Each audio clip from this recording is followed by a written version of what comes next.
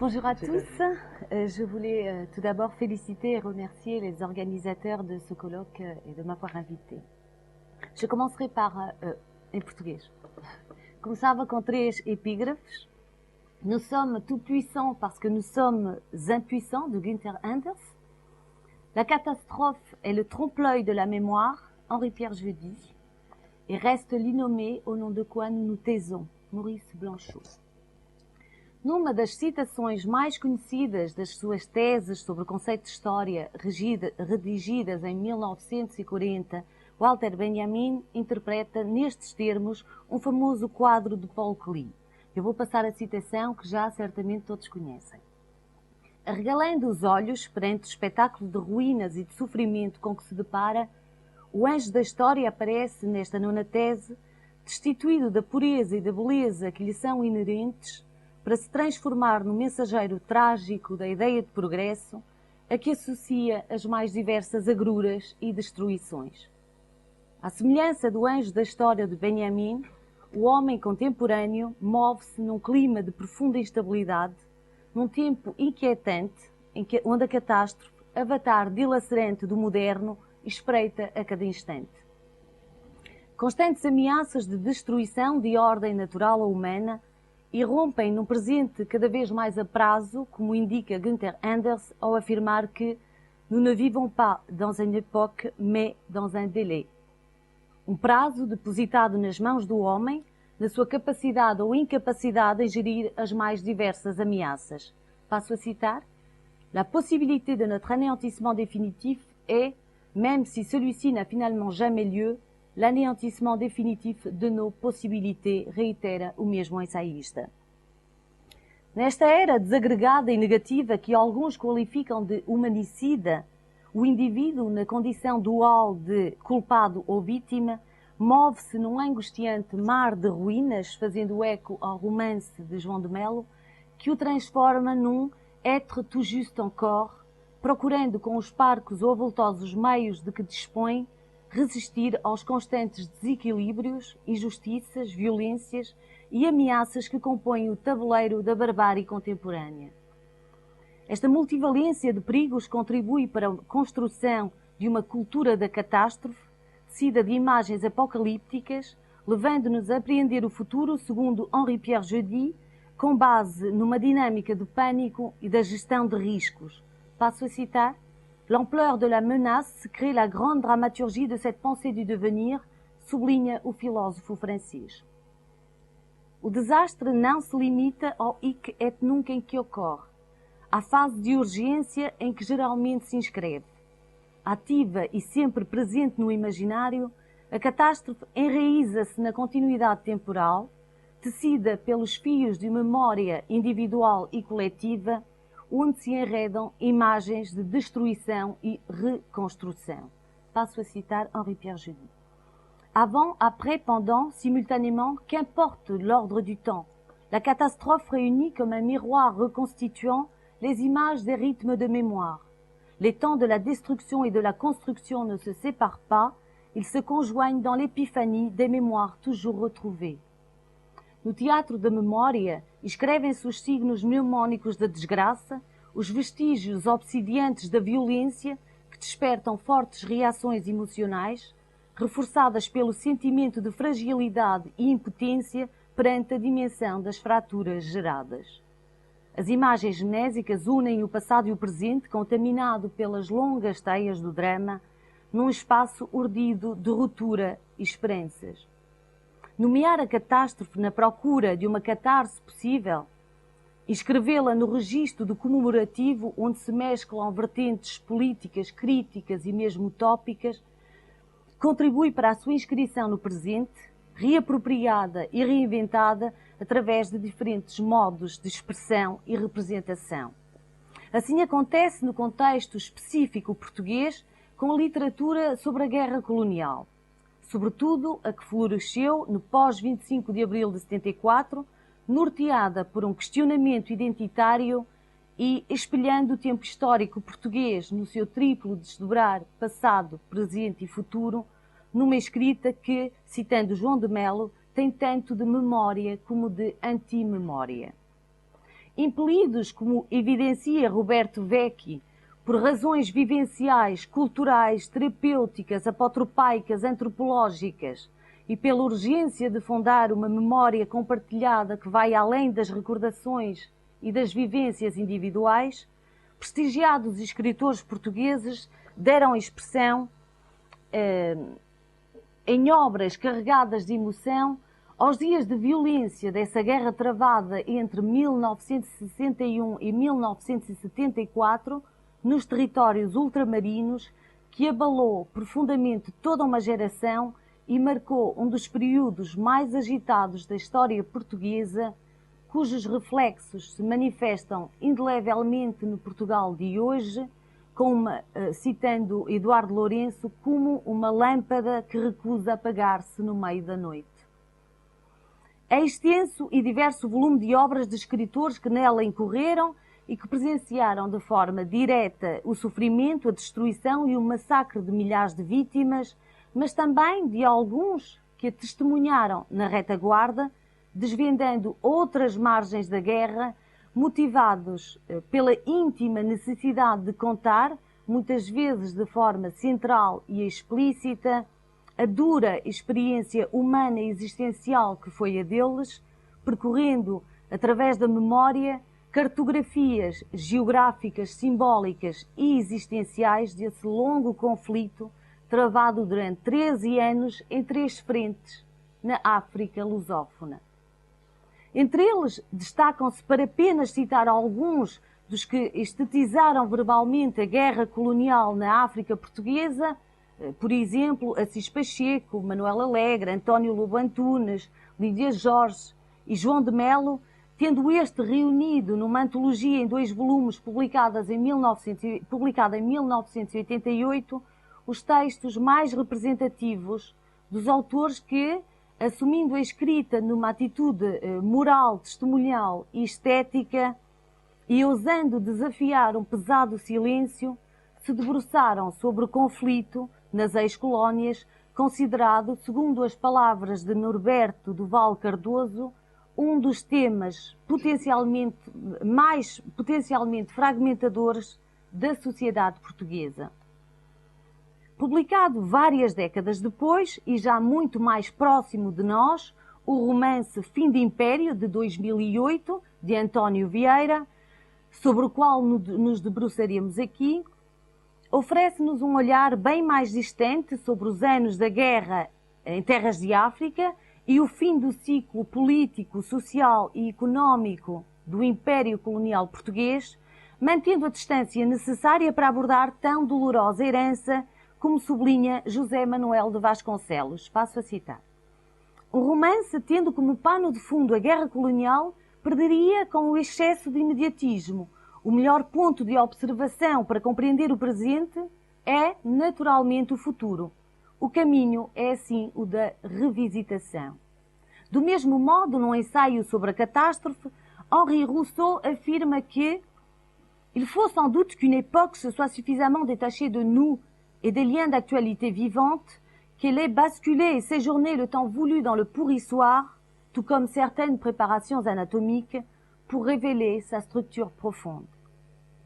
Autor de romances, contos e ensaios essencialmente publicados a partir de 1991, António Bracinha Vieira, o conhecido psiquiatra, antropólogo e etólogo que assumiu nos anos 90 a carreira universitária, ficciona neste romance, editado 33 anos depois do conflito armado, as memórias de um jovem médico, alferes miliciano enviado para o norte de Angola nos últimos anos da década de 60, dando-nos conta do seu confronto com as experiências da guerra e com a realidade de Luanda, para onde voa nos dias de folga e onde cruza 2 figuras femininas, Henrietta de Montalvor, senhora de uma beleza deslumbrante, e Gamelina, uma mulata com traços de uma princesa egípcia, com as quais se vai enredando em toda a inocência por entre sombras e enigmas.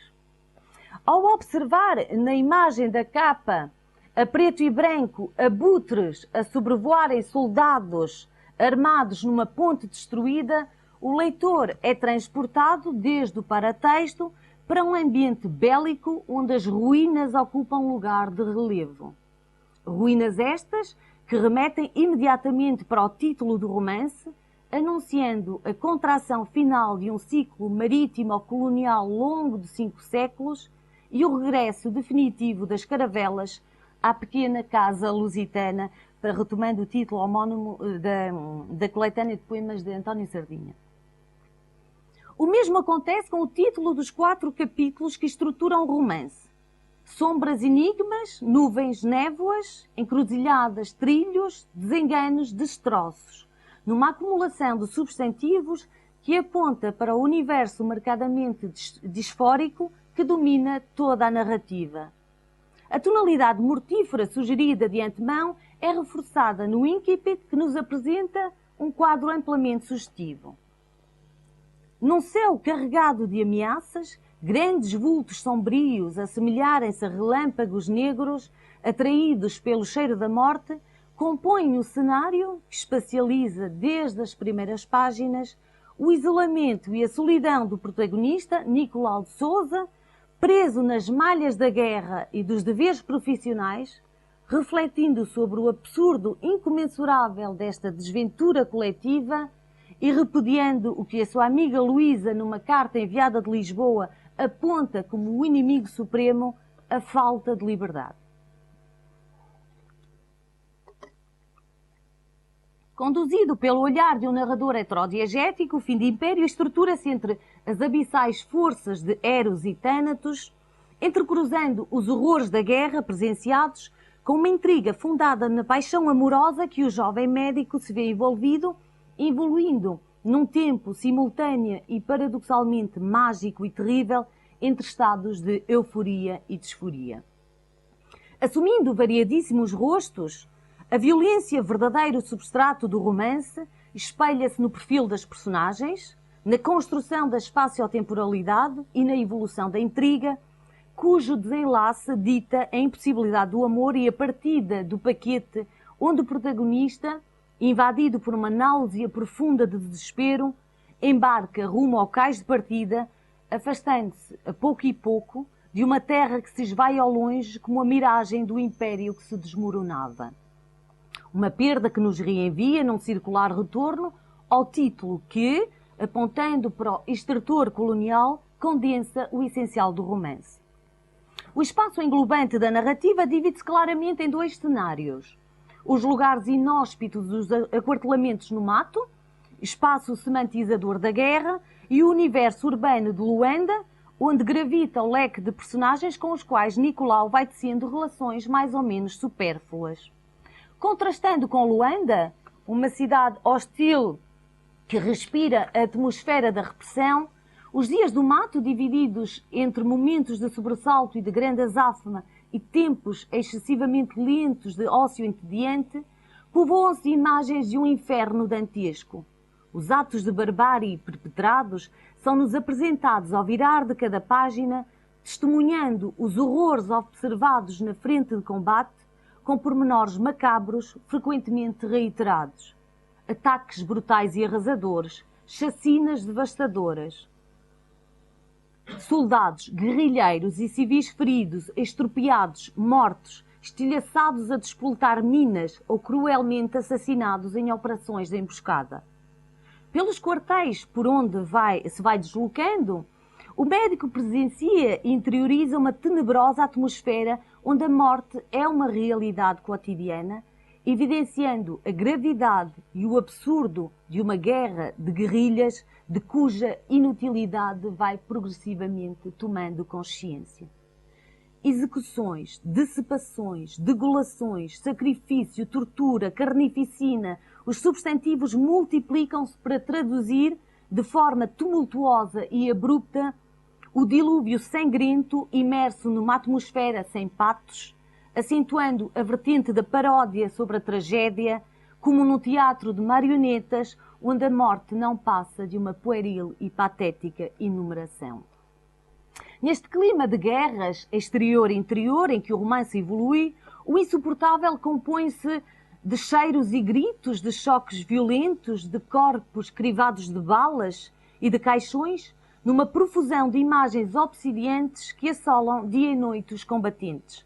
Doenças, febres e alucinações são as marcas visíveis de uma angústia omnipresente que corrói o ser e que o médico, um iluminista inveterado, apaixonado por antropologia e literatura, procura combater mergulhando em livros ou urdindo as teias de um drama, de um romance em construção, tendo como pano de fundo a experiência da guerra em África, alvo de frequentes reflexões metanarrativas. Esta disforização atinge o seu auge na visão horrenda de uma cabeça arrancada e de estilhaços de um corpo pisado e aplanado pelas botas de um soldado, como se fossem cogumelos tão exóticos quanto suspeitos, ou ainda nas confidências dantescas murmuradas em tom ominoso, como profecias apocalípticas paradoxalmente projetadas no passado, das inomináveis atrocidades que transportam Nicolau até os últimos círculos do inferno e ainda além deles.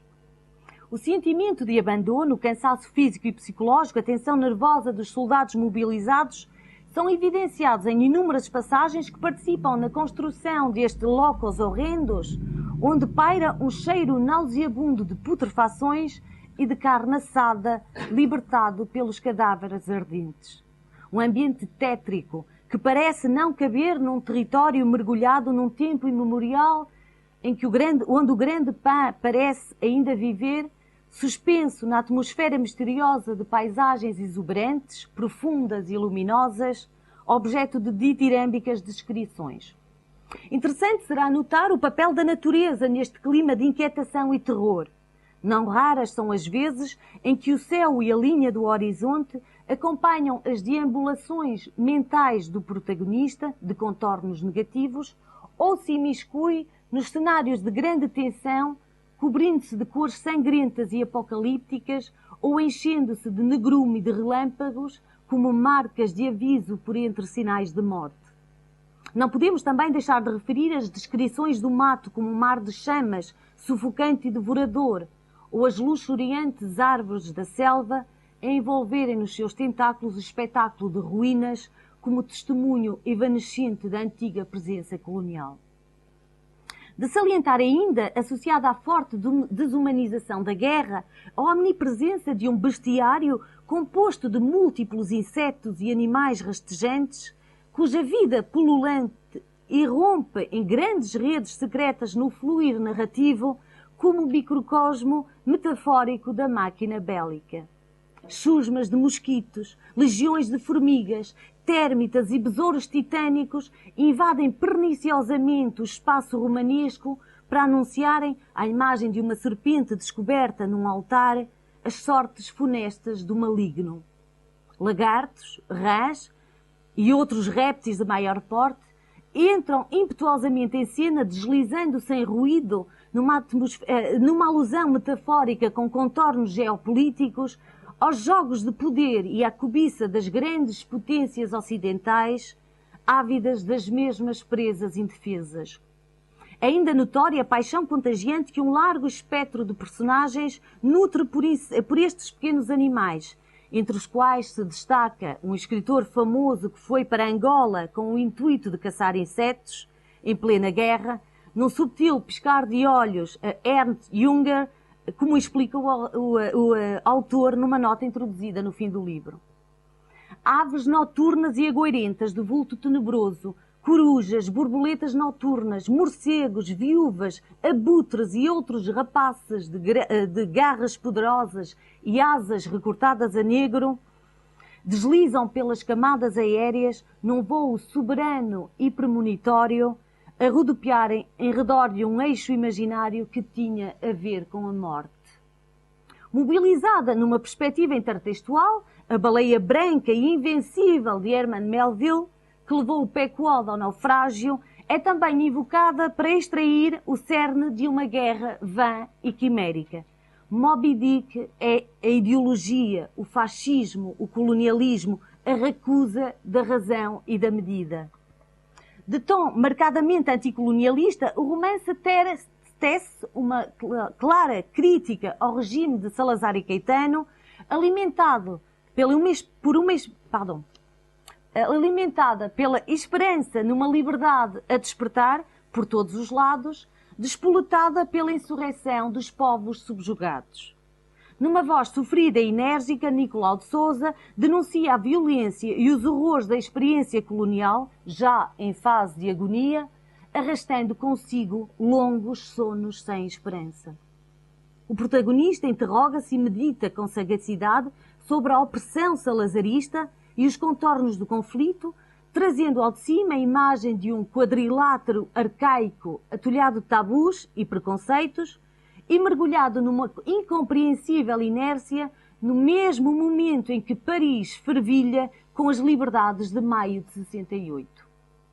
Num diálogo de teor vincadamente crítico, o passado e o presente histórico e coletivo português são colocados lado a lado e vislumbrados entre ostentação e ruína. Passo a citar.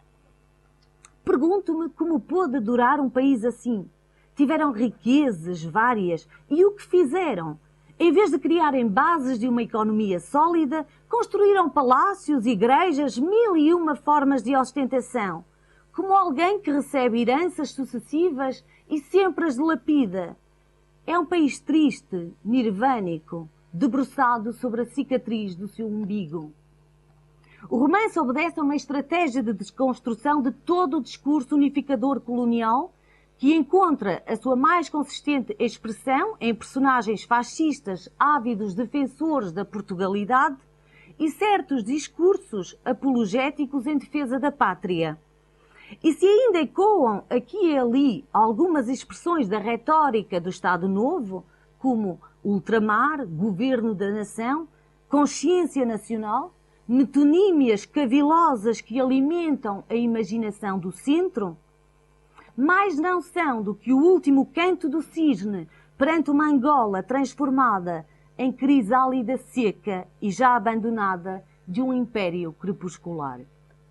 Em reflexões mordazes de tonalidade anti-heroica, assiste-se à clara desmistificação do passado glorioso de um próspero português obnubilado pela visão megalómana do seu papel no mundo, transformado num Calibã europeu periférico e subalterno, debilitado, como destaca agudamente o sociólogo Boaventura Sousa Santos, por um excesso de colonialismo e um déficit de capitalismo. É um país esquisito, sempre a aproveitar-se de alguém. Primeiro da Índia, depois do Brasil, a seguir de Angola. Quem o sustentará um dia? A Europa? Pergunta-se, interroga-se a este propósito o judeu-americano numa perspicaz análise de caráter prospectivo. Romance intimamente próximo da realidade da guerra em Angola, Fim de Império entrelaça na ficção fortes referências históricas e políticas, convocando figuras e factos empíricos da trágica história do continente africano e da humanidade, que conferem ao texto um efeito de real e introduzem no tempo da narrativa a consistência da memória histórica e coletiva. A escravatura dos tempos passados, espelhando as novas formas de servidão humana, o Holocausto, Hiroshima, Nagasaki e outras abominações por entre o dilúvio de crueldades, despotismos, nepotismos, cleptocracia, corrupção que ensombra a história dos homens e das ideias, problematizada na construção de uma visão do mundo transmitida pela voz acutilante de Aónio da Fonseca. Passo a citar. Para lhe dizer com franqueza, cada vez mais acho a história uma contradição da natureza, uma espécie de excrescência nefasta. As ideologias são sintomas temíveis da história. Pessoas morrem diante dos nossos olhos, dão-se ao sacrifício, expõem-se à tortura para a redimirem. Um potencial de sofrimento não se pode medir nem imaginar. Ora, passada uma geração, o seu holocausto mostra-se inútil. aquilo por que tinham lutado animadas de esperança perde todo o sentido. A história muda de rumo e novos sujeitos sacrificiais se apresentam e perseguem renovadas quimeras. Lulu, a figura feminina da ópera de Alban Berg, que os personagens ouvem a dado momento, é convocada para representar o sufocante e doloroso assumir do drama da modernidade, um tempo esvaziado e desolador em que a náusea sartriana parece figurar como heroína perfeita, induzindo no protagonista um irrefriável e acérrimo sentimento de desencanto. A força simbólica do grito de Lulu, ferida de morte, é sugerida por Nicolau de Sousa num discurso assaz emotivo de profunda consciencialização política, cívica, humana, afirmando-se como eco da irresolução da história ou lúcido pronúncio do fim das utopias. Passo a citar. Esta dissonância, arranhar o desejo de completude, é como o lamento de uma sociedade sem esperança que corre para o abismo. Exprime a dissonância destes tempos funestos de falsa esperança, a aresta cortante das ideologias, a do solo e a do sangue, a do trabalho e da utopia. Neste amontoado de ruínas, a arte, e a literatura em particular, meio privilegiado para exorcizar os fantasmas, emerge como espaço de redescoberta, de reflexão e de interrogação sobre as verdades e os silêncios da história na busca de um caminho de renovação trilhado entre memória e imaginação, realidade e ficção. Porque, cito, se houver romance um dia, ele esconderá as fronteiras entre o ficcional e o vivido e, se leres, não saberás distinguir nele a realidade e a ficção, porque a vivência derradeira será fictícia.